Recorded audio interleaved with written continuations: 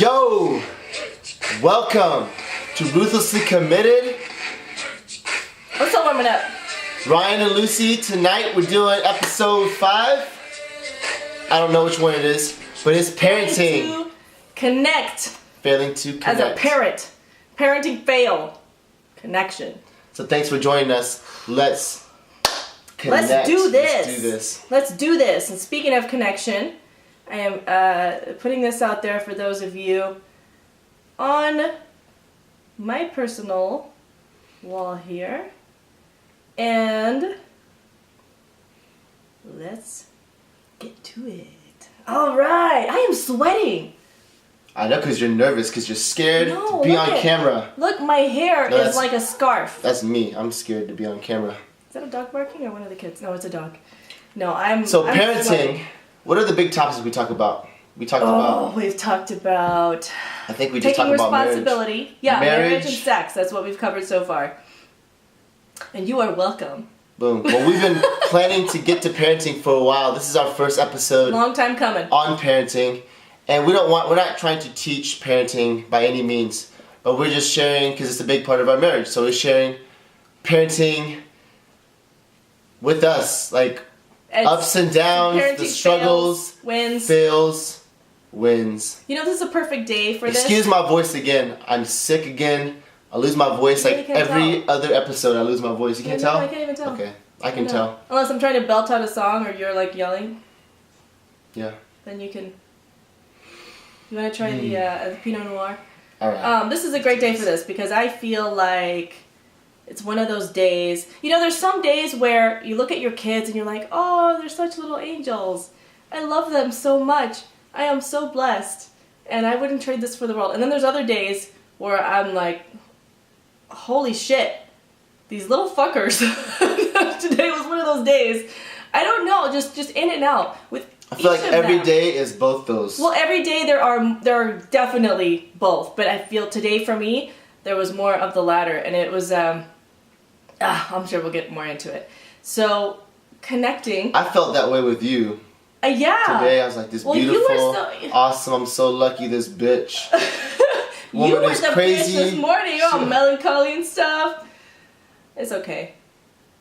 We acknowledged it. We got back on track. We all have our moments, people. It's okay. I'm just, connection. Man, this is my 4th time being sick this year. This is only the 4th month of the year. Yeah. This is crazy. We just been traveling too much. We've been sick for 6 months. Too many people, too many kids. Too many exhilarating events and experiences. All right, so parenting. Failing to connect. Failing to connect is the big thing today. And so the first thing I think of when I think of connection in my experience with my kids is the big pain. It's the big pain of connection with within the last couple of years, me being injured, me not being physically the man that I was so used to being, taking my kids out in the ocean all the time, beach walks every day, skateboarding. I was so used to being so with them all the time, connected, and I always resisted hanging out in the house with them, watching movies and stuff. I never liked that. Like, that's for boring people. And yeah, I really felt like that. I took pride. I had such a big ego. I took pride in being a dad that could do all this particularly special, outgoing stuff with them. You know, these little tiny people flying down on skateboards and going crazy. I used to take so much pride in that. And so when it was taken from me, like when I didn't have my body, instead of, being consistent and still being committed to being a great parent, I just kind of gave up. Does not kind of give up. I gave up. I disengaged, and I just took care of my responsibilities, but I wasn't there for them. Like, I was in the room present. I was in the living room, but I spent most of my time zoned out. Darn it, zoning out. But yeah, I spent most of my time zoning out. Most of my time in my own world, reading my books, playing video games. For the first time in my life, for the first time since I was 17, got back into video games, looking for adventure, looking for something to get my mind out of the gutter. And I robbed out of the gutter. Oh, I like your mind in the gutter. Oh. I think of like other stuff. Yeah. But yeah, so I wasn't there with my kids. I wasn't present with them. So, boom, to you. I have my own struggles. Like, well, during that time we were not connecting, but I mean, on an ongoing, and not that we weren't connecting, period, but we weren't connecting very well. It wasn't consistent. It was definitely a challenge. That was you and me. You and me. Okay, but so let's get into the kids' world in our. With us and the kids. During Where that were you stage, this whole time, woman? During that stage, Yeah. I was trying to keep the family afloat, and I didn't. You know what? Actually, that was the time where I started being more intentional about connecting with the kids. Oh. I didn't connect very intentionally with Ryan because I just didn't know what the hell to do with him or about him or for him or to him. It just I put that to the side. I was like, okay, this will be what it is. And I can focus on spending more time with the kids, and I did that, and that was when I actually started being more present with them. But right now, Not good. Now, are you? Oh yeah, boogers. Oh yeah. This is real.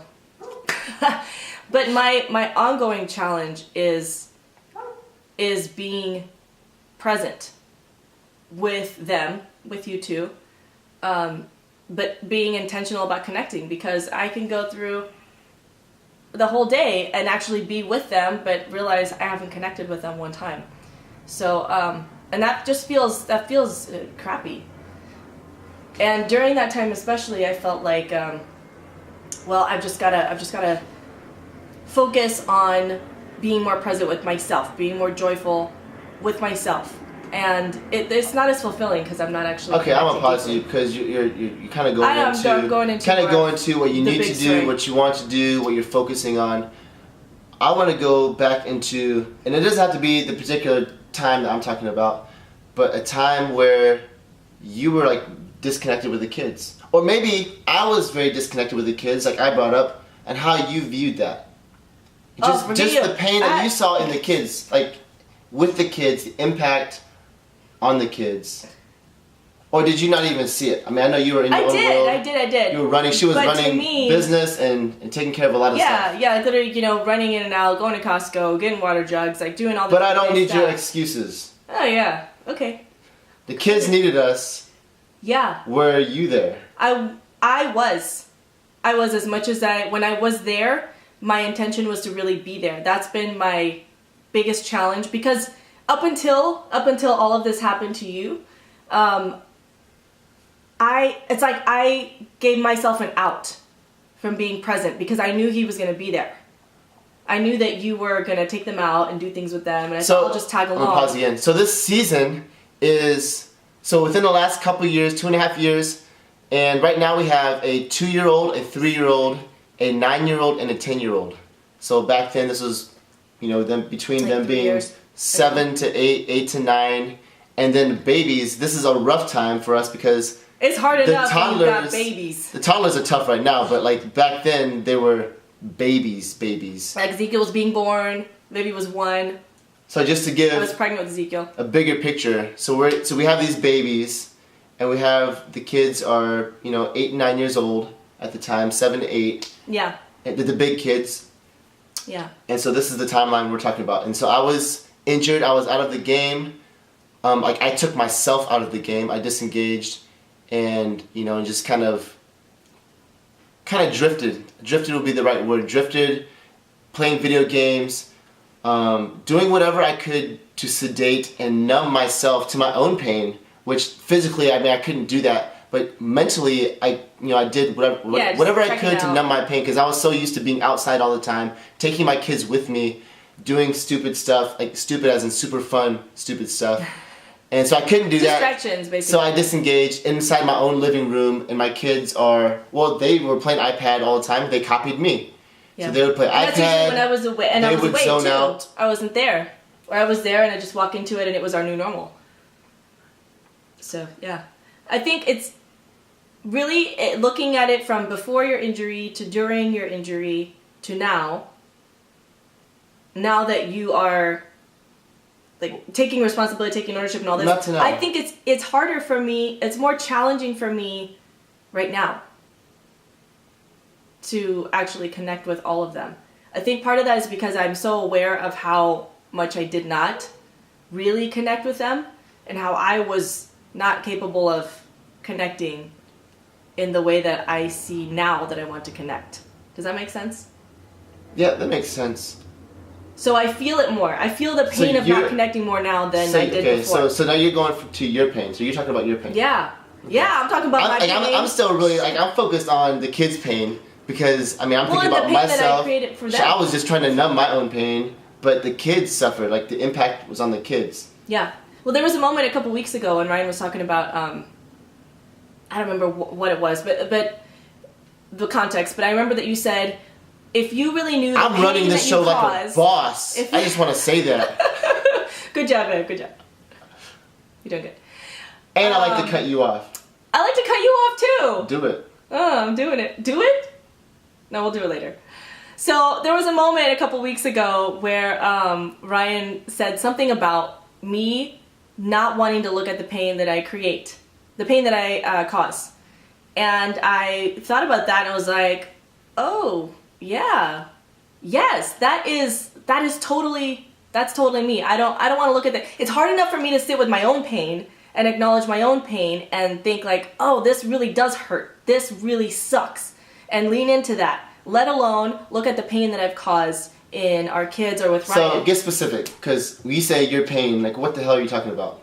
Oh, because I'm sure you don't have the pain that I have. To feel like your testicles are ripped out of your body. Not the physical pain, the emotional pain. What is this pain you're talking about? So when this came up, it was about the pain of not accepting myself, not accepting certain parts of myself, being ashamed. I think it was when we had that big fight about the rejection and all that. Yeah, that was the week that happened. So I had all this inner turmoil and all that. I didn't like this part of myself, and I don't stop to think in those moments often what the impact of me not dealing with that is on the other people around me. And I told Ryan, I said, I think that if I were to actually look at the pain that I create in the kids of not connecting with them as much as they really need or they want, or not carving out the time, that it would be too much for me to handle. Like it would just be overwhelming. So now that I'm becoming more aware of what's missing, and even with Vivi or Ezekiel, they start acting out, and they're like, Mommy, where are you at? And I'm like, I just need to write this email. So that means you're just getting started, because what I'm hearing is you haven't even looked at the pain that you have caused our kids. No, now I'm looking at it. Now, this is why it's the last so challenging. couple weeks? Yeah, like the last couple weeks. Okay. Yeah. So up until Just then, I was started. running away from my pain, and I started dealing with my pain, and now I'm looking at what is the impact on them of me not connecting with them in the way that I know I could connect with them. Because I don't have the excuse of like, oh, I don't know how to connect with them anyways. I mean, because it's not about what we're doing. It's not about what the event is or how much time it is. It's about the intention and the moment that we create together. It's about the actual impact. So like you're saying is, so you're looking at your own pain. So I'm going to go back to mine, because my pain was very clear. Like I literally had physical pain. I feel like with what was going on, I felt like my testicles were being ripped from my body. That like, was this is why I got my tube tied, because I wasn't going to ask him to go in excruciating pain on top of like a bunch of other stuff going on with my body. Like I'm literally in physical crazy pain, and I still am to this day. But I was like in super physical pain, and I was trying to numb it. I was trying, and so Lucy would ask things of me. The kids would ask things of me. They want to spend more time with me. They want me to take them out. They want me to pick them up. Things like that. And I can't pick them up. Yeah, I couldn't even pick up our 1-year all the time. And so all I can see is my own pain. I'm like, screw everybody else. Like, you kids, you lucky kids have damn iPads. Go play your iPads. Lucy, you got your shit. You get to, like, we're living where, like, you want to do, like, where you want to live, where your business is thriving, and, you get to do what you want to do. Like, just leave me in my own world, because I'm in so much pain right now. Yeah. So I'm just seeing my own pain. And, like, what you're saying is, like, I wasn't looking at the pain that I was causing. Like, a little bit, I would see Lucy, like, the pain, because Lucy and I would fight.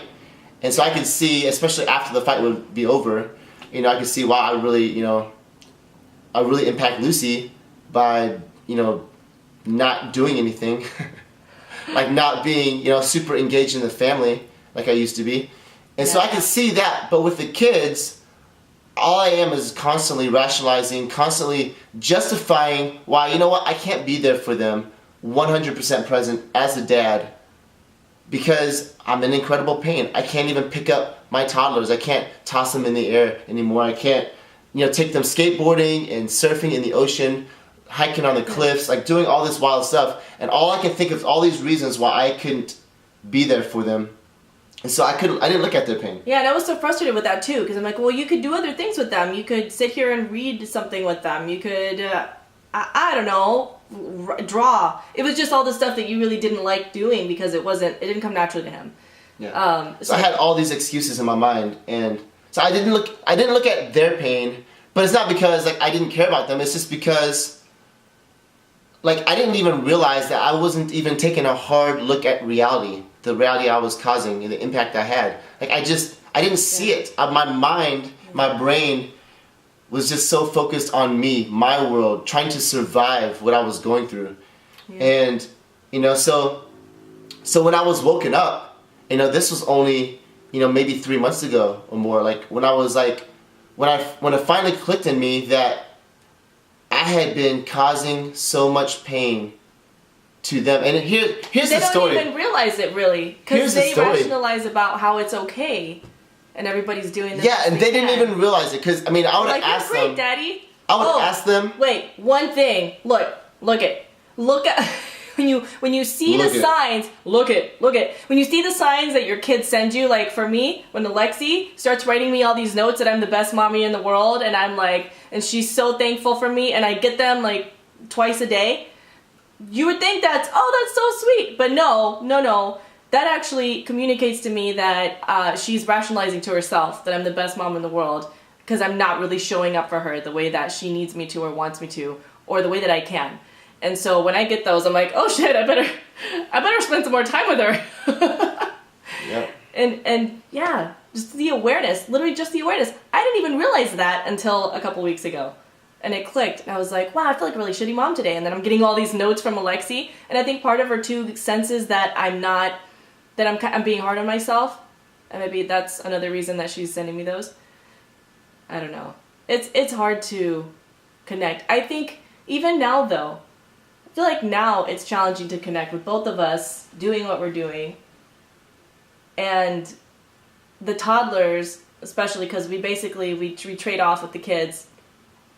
And the toddlers, they play together and they'll kind of do their own thing, but then they still want our engagement, of course. They want to do things with us. They like hold you, they love dancing with Ryan. They love dancing with me and just being crazy and goofy and stupid. And I mean, like just today, there were moments that I thought, oh, I want to go do this with Vivi, but I need to go do this first. Like I need to make dinner first, or I need to change Ezekiel's diaper. All right. I'm listening to this too much. Well, what is your challenge? So right what now? I heard you say is that even today, I feel like it's hard to connect with them. Yes. Okay, it's every day. It's fucking hard to connect. It doesn't Every end. day is hard. Like we can expect that for the rest of our lives. Yeah. Like connection is 100% intentional. Like this right here, 100% intentional. Our marriage, our parenting, our relationships, our friends. Yeah. It has to be. It's always hard. It doesn't just happen. Yeah, I think that's doesn't. People get that's what it is. It doesn't like, just happen. That's the problem. We beat ourselves up because we think, oh, it should just work out. It should just like have this happy family moment all the time, constantly. The marriage should just be always, open and honest and communicative. And it's not. It takes intention, and yeah. Thanks for saying that. Good, because I was tired of listening to you. I could ramble. I could go on and on. So I want to go back to the kids. All right, so particularly in that season, so me getting out, like when I hit reality, like when I saw reality for the first time, when it clicked, not just in my head, but in my heart, where I realized how much I impacted the kids by being passive, by being a dad that was sidelined by circumstances, by these cards that I was dealt. And I was a victim to life, and I was just full of excuses. But when I really saw reality, I was really hit with the decision of, okay, I can let these excuses, I can let these circumstances in this life throw me on this path, continually impacting my kids the way it has been, which I've experienced a lot of that in my own life personally.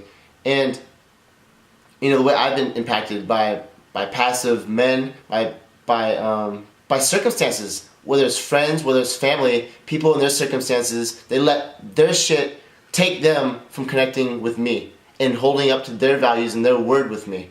And so, anyways, when I really saw it, I weeped.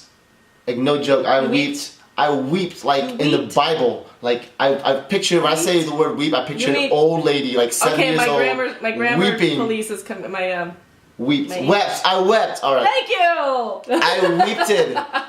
I weeped it all over the place and all over my shirt. Dinosaurus. And anyway, so I remember coming back. It was actually in a training called Abundance, and by Sebastian. And I realized, how much pain that I was caused as a kid. Yes, from my dad that's the first thing. From my dad being injured. And so I realized how much hurt I had. I didn't even know this. I had blocked this out for like 25 plus years. How much pain I had been caused. Because my dad, went through a lot of pain. He had knee surgery when he was my age. He went through back surgeries too, right? all kinds of stuff. A lot of stuff. And I realized, because I was a person that didn't cry. I didn't cry. I was very disciplined. Like you cried at our wedding and when Vivi was born. Yeah, very rarely would I cry. And when that pain hit me from being like 7 years old, 8 years old, like I cried for almost 2 hours. It just came out of nowhere. He cried like all week after coming back. Well, the girls were like, "Who is this person?" Well, there's more to that. There's more to that. A lot of good stuff. So anyways, that pain hit me, and then what really fucked me all up was when I realized that I had been doing the same exact thing, that same pain that came out of nowhere, made me cry for 2 hours. I had been doing that to my kids for the past couple of years with my injuries. And so when I realized that, when that clicked in my heart, I was like, shit, like I came up in a big decision. Well, there wasn't even a decision. Like, there's no way I could not give it all I had. There's no way I could not give 100% of myself, 100% intentions to give my kids all of myself. Not sacrificing myself for them, but living all out, being the best. Basically, I made a commitment. That day, I was like, I'm committed to being the best fucking dad I can be, period, for the rest of my life. And so I remember when I got home from that training. Yeah, I was going to say, talk about that, because that was really powerful. Yeah, so when I got home from that training, I mean, these kids, Callie and Alexi, the 9 and 10-year-old, have been rationalized in their mind for so long. They've been telling me, and they like really believe this with at least all their brains, that Daddy, you're the best daddy in the world. Daddy, you're amazing. Daddy, you do this and this and this. And that's cool, and that maybe it fed my ego, maybe I really didn't do anything, because I heard it so often. And I never told them to tell me that or anything, but they would tell me this stuff often. And anyways, when I came home, I looked at them in the eyes and I acknowledged that I have been being a shitty dad to them. And my eyes watered up, and then they just immediately broke down and cried. Both of them were right in my arms, like we're hugging, getting ready to walk to school. And they were just looking at me, we were making eye contact, and they broke down and cried.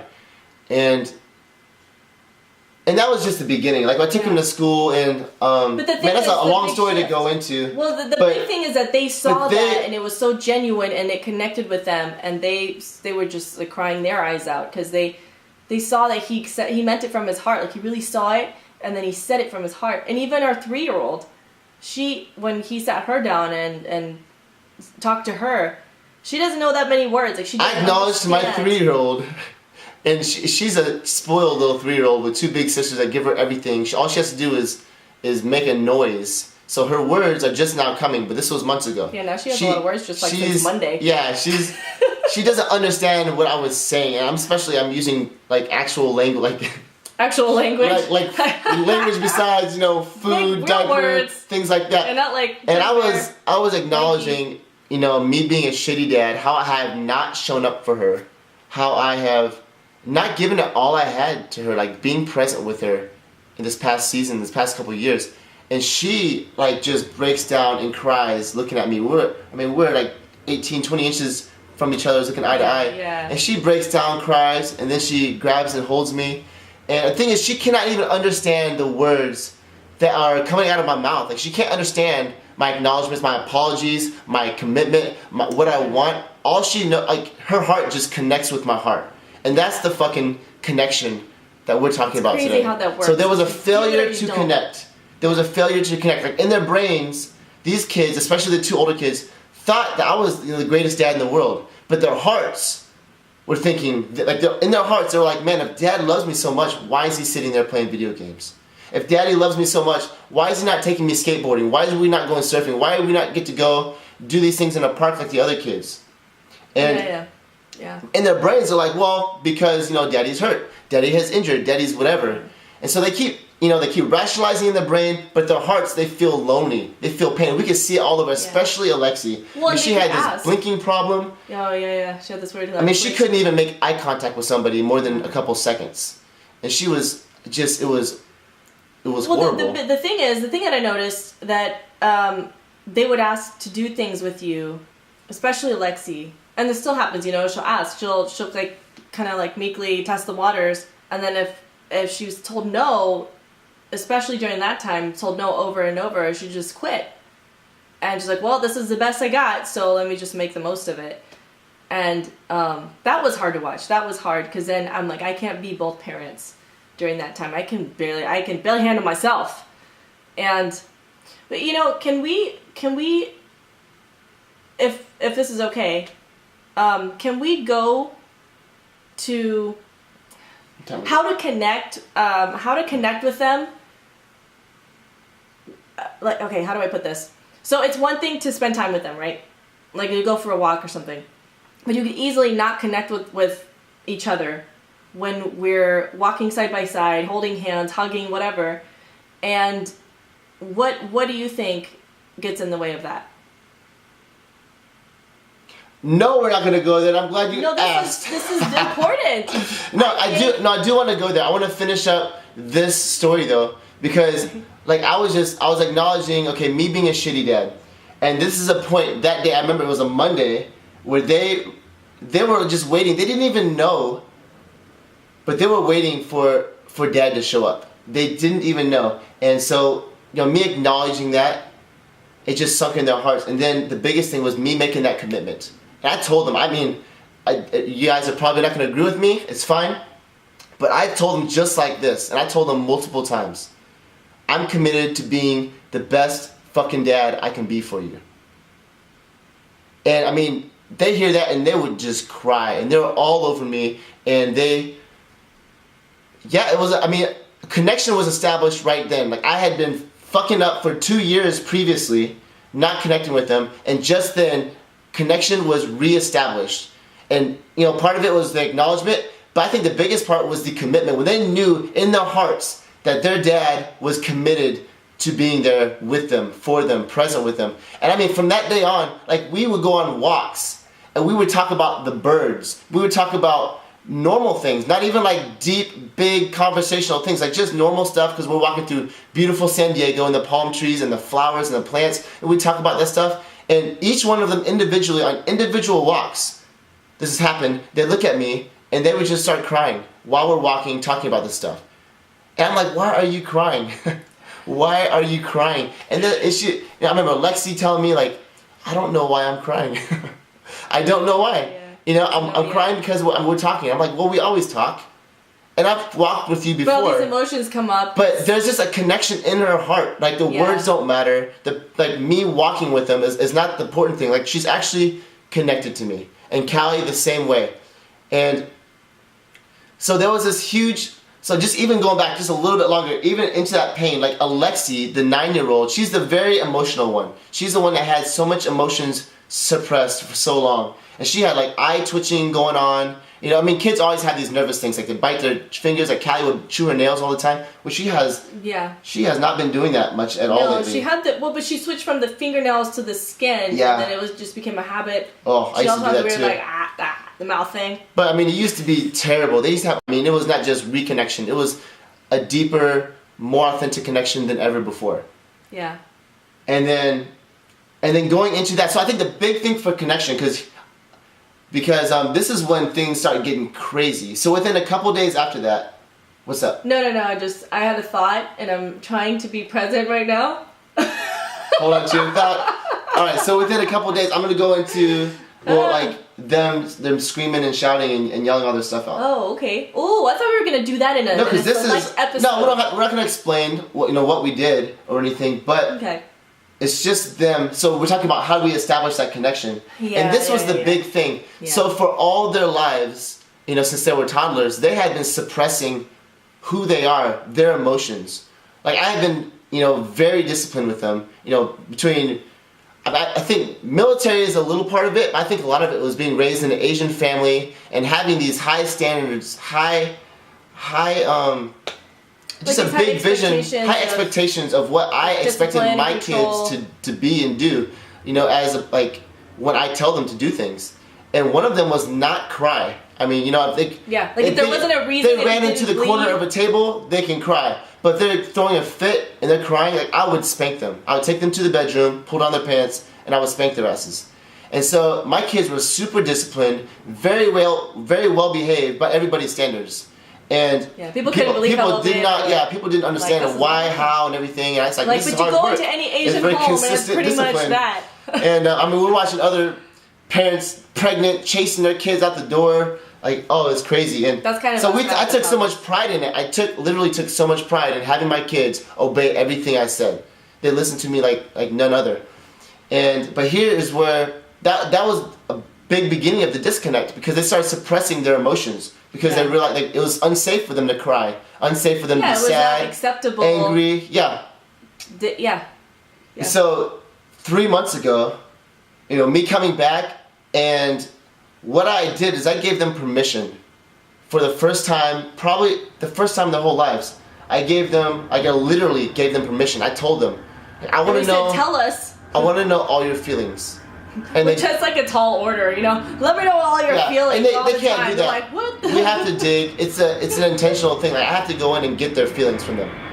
But it's like fishing. But there is a certain extent where they are now open, free. They share their feelings. They come to me and tell me. They're getting more in touch with what the feelings are. But just like all of us, and that's the big thing also. They didn't even they were so disconnected from. They would be angry, they would be sad, but they wouldn't even know it because they were suppressing it so much, because they were so used to, for so many years, not being able to be sad. It's not acceptable. Not able to be angry, frustrated, having tears, things like that, or even overly excited. I mean, we got fucking toddlers already screaming all the time. If they're gonna fight and cry themselves, I get angry at them, or I did. I would get so angry at them, and I probably still do. But so they were used to, they were professionals at suppressing their emotions. So the connection was really established when I gave them that permission to share their emotions. Yeah, and they saw that it was actually a safe environment to share that. There wasn't going to be punishment or judgment. And it's not to say that it's always the right context for them to just, blow up and go crazy. They're old enough that they understand that. It's not when it's not appropriate. But now they can speak more freely about how they're actually feeling. And that opens the door for real conversations. They can speak completely free. They're completely free to do it. It's only the emotions that they just don't catch. Yeah, the ones that they don't constantly recognize. Helping them grab onto those emotions that they don't even know are there because they're hiding them still. So a big thing. So this is what's going to be mind-blowing for you guys. Because we've had this for 3 months now. Ooh. But I came up with a tool to really dig and get emotions out of them. And I was Lucy and I were experimenting with some emotional stuff with us, and it really dug back into our history and got a whole lot of shit out. And so I experimented on the girls, so 9 and 10 years old, and I go in one at a time with them. And basically, Alexi, we'll start with, we'll go with Callie. So Callie, it was Wednesday. We had the most amazing day together. I mean, I say we had the most amazing day. It was a great day. For her words are, it was the most amazing day to her. Daddy, you've been the best daddy in the world today. And I'm I've been creating a space. I've been very vulnerable with her, sharing my emotions, the past 3 days since I came back. Yeah. And I'm I want to know your emotions, your feelings. And she's like, well, I'm very I'm very excited, very happy. Like, I don't have any negative feelings. I don't have anything bad. Like, I'm not angry. I'm not sad. You know, makes sense. She's super happy. She's like, you're the best daddy in the world today. You know, like, I'm so excited. It's been a great day. This is at nighttime. It's been a great day. And so I have her do something and say some words, and she gets some emotions out. She didn't even know we're there. Because it helped the words, you know, it helped them, it helped her connect with some other feelings that may be beneath the surface. And then as she kept saying them, she was like, oh, there is something there. There is something that's bothering me. And then Ryan kept encouraging her, right, to keep letting it out and keep digging in. Yeah. So I just kept telling her, you know, let me know how she feels. I told her to tell me, you suck, Daddy. You know, even though in her mind right there at that moment, she's like, dude, you don't suck, Daddy. You're the best daddy in the world. But when she said it, she immediately started bawling. She like turtled up in her knees, in her like this, and she started bawling for like a minute or two before she said anything. And then she came back up, you know, her face all red, tears, and she looked at me and she said, you suck, Daddy. Not because of anything you did today. It's been the most amazing day. But you suck. And then she went back. Well, actually, the first thing she told me was, you suck for teaching me how to play iPad. Because I know I play iPad way more than I want to because it keeps me away from the family. And she was would just feel lonely tears at the end of the day. And she would often say that. Yeah, because it would eat her up inside. Empty. She said, I had that empty feeling. Because she hasn't And anyways, she went back from 3 years old. Like maybe even before that. And she was like, you suck, Daddy, for spanking me, this. You wouldn't let me cry when I was little. You wouldn't let me do this. You weren't there on my birthday. Like our last birthday. It was her last birthday. Like, we had to drop you off at home because your back was hurting so much you couldn't go on a roller coaster with us. And, like, all this shit came out. A full hour's worth of her just yelling, crying. She yelled, screamed. Oh, excuse me.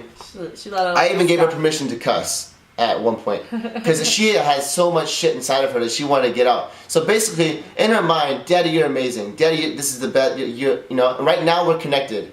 But she didn't know. It went back all the way to 3 years old when I first started spanking her and making her suppress her emotions. And I'm saying this, I'm not against spanking. Like, I spank my kids. I whoop their asses. Well, I'm all for spanking. It's just in our. Well, I go off my experience. I'm spanking them for particular reasons, and I personally don't spank them anymore just because they're crying. Yeah, so that was what I did in the beginning. But yeah, Callie poured her heart out for an hour, and then Alexi did the same thing. So well, yeah, because like she didn't quite connect with it when she did it with you, but I did it with her. The next day? The next day. And I had her tell me, you know, you suck, Mommy, and she just kept like she wouldn't look at me. She was like laughing, thinking, oh, this is silly. But I said, no, like look at me in the eyes and just keep saying it. Just keep saying it. If nothing's there, then nothing's there. But just, you know, please be here with me now. Look me in the eyes. Don't distract yourself. Just keep saying it and see what comes up. And it took some time. I would say it took about 15 minutes for her to really begin connecting with it. And she has these really big, deep feelings. And I know, like, we know this. So I knew there had to be something there. But finally, when it started coming out, she told me, hey, you suck, Mommy, for not letting me feel my feelings. And a lot of the same things, you know, that Ryan was talking about with Callie, because neither of them were encouraged to have a lot of emotions as little kids up until this age. So she said, she went into such incredible detail, too. Her mind is crazy how it works. She was like, yeah, I feel like my emotions are fossils at the bottom of the ocean, and I'm just trying so hard to pull them out, and I can't get them out, and no matter what I do, I can't get them out. And I keep trying to go fishing for them, but you know, they're stuck down there, and I just want to get them out. And she just had such clear picture. I mean, it was wild how this girl had suppressed some crazy emotions her whole life. And she told me, this was the crazy thing, at the end of the whole thing, because we did that, it took about an hour, and at the end of that, she let out an hour of emotions after having a wonderful, great day with Lucy. Yeah. Wonderful, we had a great, beautiful day. We did some stuff together. But she said, this is the part that really got me, Because after all that, she said, Mommy, I think that if we did this every night for 1 year, I might have let out most of my feelings. I was like, oh shit. I don't know if I can sign up for this. This is crazy. But it really, that brought us to closer than we'd ever been before. And now I know that when I haven't taken at least 5, 10, 15 minutes to just connect with her and ask her, how are you doing? Where are you at? Like, what's really going on? Because you know how it is. Kids get home from school. You're like, how was school? Good. What'd you learn? Nothing. Like, okay, well, we gotta look into this school thing if you're learning nothing. But they don't really open up. It's unless we ask the questions that can actually get them to open up. And it's the questions being present, the actual care. Yeah, actually having the space. Not just going through a list of questions like, well, what did you think about this? How did you feel about that? Because they feel like Ryan connecting with Vivi, who didn't even understand the words, they feel when the emotion is there, when the care is there. It's taking the conversation from our brains, which we're always on automatic, we're always just living life, from our brains down to the heart, to our hearts, where we can really fucking connect. Yeah. Angela says that's a great exercise. You know it, woman, and it's such a great, powerful exercise. You can thank me. Yeah. Well, you weren't the first that I did that with. Yeah? Who was your first? Who was my first? Who was the first? That sounds like your mind's in the gutter. That's what it sounds like. You were my first, baby. No. My first person to do that exercise towards was my father. Oh, yeah. Yeah. And that was so cathartic. I still made that. I'm proud of myself. But the format, the way that we did it, that really worked for us as a couple and for us as parents, it came from when Ryan came back from the training and he was like, you know what? I think let's try this. Let's see if it gets some shit out. And it did. It got a lot of shit out. Okay. Anyway, so back to the kids. Back to the kids! I think you should stop drinking wine while we do these videos. No, I'm having fun. Chris says that was rough. Yeah, he's fine. So big thing. So we'll just do like a little replay. So big thing is, I was in my own world and so much my own pain. And you talked about like you being like not even able to look at the pain that we're in. Like, I was just trying to deal with my pain. It's the impact that we were causing the kids. Yeah. And for me particularly, the impact I was causing them, all this pain. And so establishing that connection, once I could realize the impact, I made a shift, changed my story, my commitment, who I was being and who I was committed to being for them, showing up as a different person, showing up as, fully present, 100% intentions to be the best fucking dad I could be for them. Yeah. And that coupled with me giving them permission and creating a space for them to share their emotions with me, share what they're feeling. Because the thing is, we can't help what we feel. Yeah. As in, like, when we have the emotions, like, we can't make the emotions go away. And actually, what we've done with the kids, it has really proven to me that, because as so many people think that, like, they get in fights or they get in arguments, like, time will heal. Time will heal. We hurt the kids. It's okay. If I just start being a good dad now, time will heal. They'll forget about it. What happens is 50 years later, they're like, oh shit, that hurt. And something triggers it and it fucks them up later in life. So, yeah, time doesn't heal. So it's not that you can't, or that we can't, just overlook stuff and forget stuff and, deny it and pretend like it's never existed. Yeah, pretend like I never hurt them. We forget ourselves. Whoa, change the battery pack. Oh. But it's that we are robbing ourselves of that connection when we don't fully deal with that pain. And dealing with it can be as simple as just acknowledging it. Like Lucy working all day long. Or me gone upstairs all day long on telephone calls, things like that. I'm away from the kids. The thing is, Alexi and Callie can feel lonely. Like, they feel lonely. They can't help that they feel lonely. They want their parents. And we're not there for them. I mean, we're committed to being the best parents we can for them. But we have business to take care of. We got to make money. We got to do what we do. And so we can't be there with them 100% of the time. And so they get feelings of loneliness. Where's mommy and daddy, And so when I do see them, ask them what's going on, how are they feeling, and if they tell me, Daddy, I've been feeling lonely. Daddy, where have you been all day? I've been feeling lonely. The old me probably would have did something like this, said something like this, like, oh, I've been working. I've been gone all day. I've been busy. I have things to do.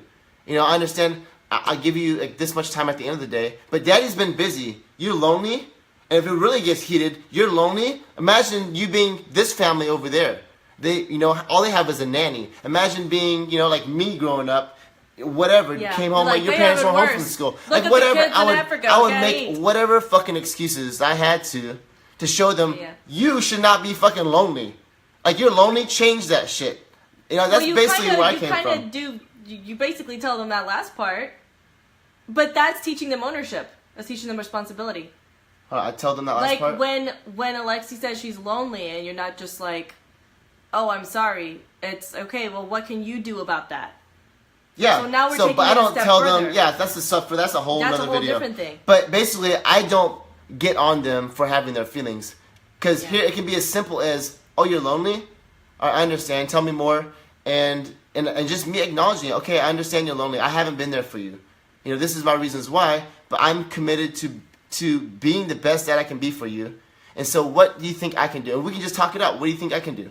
I have to work this many hours. I have to be gone this much time. So I'll tell you what. When we have a couple hours at the end of the day, what would you like to do? We can work with that, but I'm not going to take their emotions and throw them out the window and say, well, you shouldn't be lonely. Come on, you get this much time with me. Like most kids don't get that. And I can give them all that kind of stuff, all those excuses and get their brains going. Well, that's actually but that what you used disconnects. To say. Yeah, that's what I used to say. Yeah, literally what I used to say. And that's why I wasn't fucking connected to my kids. Yeah, and for them, they thought I was the best dad in the world, but in their hearts, they weren't gonna sit there and share their hearts with me. Like there was no safety there because they didn't trust me. I said I was the best dad in the world. Well, I didn't say that. I said I was, trying to be the best dad in the world. I said that their lives are good and everything, and all their hearts can feel is Dad's never here with me. Yeah. They still don't feel the connection. And I didn't even acknowledge that. And now that I can acknowledge that, and they know what I'm committed to, they trust me, and we can work towards our vision together of having the relationship that we want with each of my kids and as a family as a whole. Yeah. Yeah, and same for me, because if I spend a whole afternoon with them and everybody's in their own worlds, or I'm not intentionally connecting with them, and we haven't planned on how we're going to connect, and things just kind of, whatever happens, happens, and nothing happens, we don't connect, and that feeling sucks. And then it's like dinner time, and I guess there goes a whole afternoon. And that has happened way too many times. And actually something that I would like to start doing is seeing the big kids before the toddlers get up in the mornings. Because the morning thing, those of you who have kids who go to school in the mornings and toddlers who wake up, basically if you have kids that are not like taking care of themselves when they wake up and out the door by themselves, there's a whole crazy morning rush. We don't really have a crazy morning rush. But I want more than that. I want to actually connect with them before they take off for the day, and I haven't been doing that. So now I will be accountable to that. Thanks to all of you. Yeah, and see, that's the thing, is as we get a taste of what's possible, I don't want to go back. I don't want to go back. Like, well, this was good enough. This is what's crazy, and this is why you guys, this is why we're doing this show. Like, we get to create this value for you, help you see that there's possibilities like this out there, because we had no idea. I thought I was being the best damn dad I could be. Literally, I thought. Yeah, me too. I was like, you guys. She thought she was being the best dad that she could be. I thought I was being the best. I thought dad I was super connected to them. I thought I was so connected with my kids. I was like, man, what other parent is this connected with their children? And I know I had my excuses, my pain, and this and that, but I still spent a lot of time with them. Really. And so, I literally, in my head, I was like, no, I'm doing a damn good job. I'm being a great dad. And so I didn't even know the possibility of a connection that deep, of sharing emotions, of having them being free to share emotions. I'm telling you, I just took Alexi to the cliffs the other day, a couple of days ago, 3 days ago, and we walk out, and she just started yelling and screaming. And she comes back. She's like, man, I just had the most, the whole walk, everything. She's like, that is the most powerful experience in my whole life. I literally just took her for a damn walk. Like, yeah. It wasn't a big production. But it's all in this new space that I'm creating for them. It's in this new person that I'm showing up to be. Like, they know that I'm so fucking committed to being there for them, to being the best dad that I can be for them. And they're just so tight. They're so tight to me. They're so trusting. And that trust lets them be free to be themselves. Whether that's dancing in the sand in front of people in public, singing, screaming, yelling. They're being free. They're being more authentically themselves. And then we create experiences like that. I'm just showing up and being myself. I didn't take Alexi for a walk like I'm gonna just, blow her world wide open, show her an amazing time. I literally just took her for a walk down the cliffs. Yeah. What's funny about that is that the next day, you took Callie, and the sense I got was that she was kind of like disappointed with herself. That she was bummed because she was comparing herself to Alexi. She wanted to have this unbelievable. But she had a powerful experience. It was just not. Her heart was like, oh my gosh, I wish I would have yelled and screamed like Alexi. She couldn't do it. She was so embarrassed and ashamed and felt guilty. And then as soon as we got home, we talked a lot. And she's like, man, next time we go out, I am gonna yell my heart out, and I'm gonna get it all out and everything. I'm like, cool, like, yeah, you live and learn. Yeah. There's a lot of directions we could take this, and especially me, because my mind is like, oh my god, there's so many stories. We don't have to. I mean, it's a quarter after now. Yeah, 9:22. So actually, we can wrap this up. And tell you what is a challenge? After everything we've said, what do you want to leave them with? So, I would like to challenge you to look at your current reality of how well you're actually connecting with your kids. Are you just going through the motions? Is it just like the regular, standard, obligatory talk, or are you actually making the effort to connect with them and create that space where they feel seen and heard and safe? That's what I would like to challenge you to do. Look at what you currently have. That's kind of hard to measure. That's one thing. That's really hard to measure. So but that's not an action. So I'm gonna override you. Okay, so yeah, do you have an action? Because that's really good. It's just hard to measure. That's more of an internal thing, but then you got to follow it with some kind of action. Yeah, I would say, okay, so here we go. I'm gonna leave you with this. Looking at your reality right now, like what's going on with you right now. Maybe you're like you work all day, mom and dad, both of you. Like you work all day. Your kids only get a certain amount of time with you. What is the impact that you have on them right now? Like just thinking yourself, like what is the possible impact? Yeah.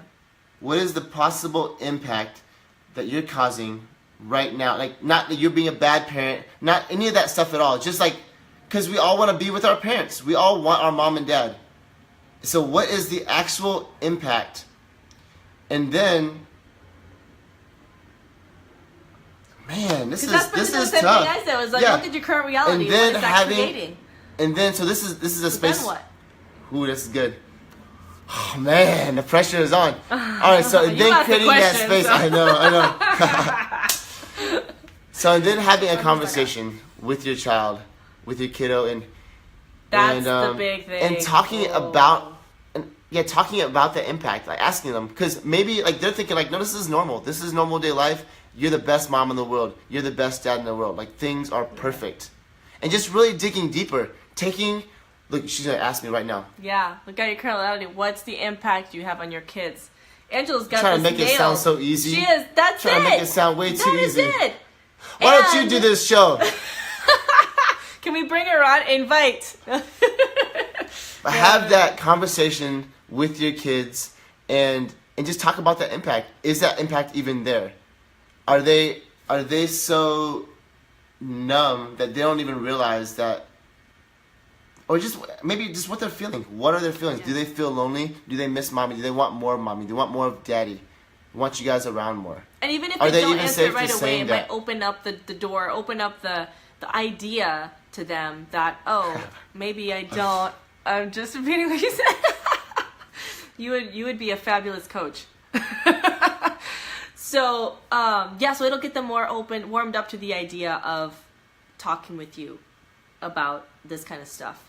So if you don't pull it out of them, because like we said, it took us an hour each with kids. Kids are genius. I mean, not just kids, human beings. We are geniuses at covering up our emotions. Well, our brains protect us. Yeah, they because if we didn't, like, we'd all be like just walk around in pain all the time. Our 2-year-old like, Ezekiel, who throws fits, knocks over things, punches everything, just goes crazy, throws himself on the floor. That kid is nuts. I have never seen this crazy. It's amazing. We need to get more videos. Oh, it's so good. I feel like I could go into. But yeah, we'd be like that all the time. Like, we're so good at covering our emotions.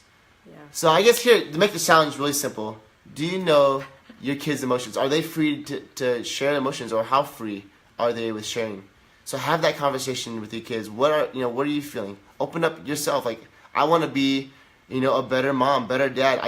I'm this is why I'm limited in doing that. This is what I want more. How can we create something even bigger and better? And does that light their eyes up? Are they excited about that? Or they're like, oh, it's okay. I don't even need you, that much more. Like, this is fine. I understand you have to work. It's okay. Like, just what is the conversation even around that? So keep showing up, too. Don't just, it's not a one-time thing. That's what I have to remind myself. Like, this is a regular thing. If I don't keep showing up and creating that space, it's easy to fall back into the old patterns. Yeah, I know. So definitely regularly showing up. I'm telling you, just getting started. Yeah. Taking the first step. We're talking about... So think about the impact. Look at your current reality and have the conversation. Have that first conversation. That's my summary. All right, guys. We are wrapped up. So we would appreciate your feedback, and anything you've taken away that you guys love, and put it please in the form of a review on this page, because we would love to receive your feedback and your thoughts about your experience with Ruthlessly Committed so far. So on the Ruthlessly Committed page? Inside this page. And please rate. No pressure. Just give us like 50 stars or something. I don't know. If you want. This way more people can find our page. They can get a gist of what the impact is that we're making on you guys. Okay, I think she's asking, hit the like button, the hearts, hit all the emoji crap. No, they already did that. They're doing that. Leave a review on the Ruthlessly Committed reviews, page. Do the podcast, do all the stuff. That is what we're saying. All right, guys. Oh, look, she said you should challenge us all to do the You Suck exercise with your kids. Dude, if you are willing to go there... You suck? Do the... You know what she means. Oh, my God. So, Angela... Yeah, but if you there's so much space that needs to be created for that. Like, we're not going to do that right now. Have people going crazy. No. Okay. I understand where you're coming from, Don't do it. Thank you, Angela. Yeah, that is just crazy. Like, we will start wars in families all over the world. And we will get there. We will get there. But yeah, we're working towards that. All right, guys. We love you. Thank you, Angela, for showing up. Yes, Mwah. Thank you. Thank you all for watching.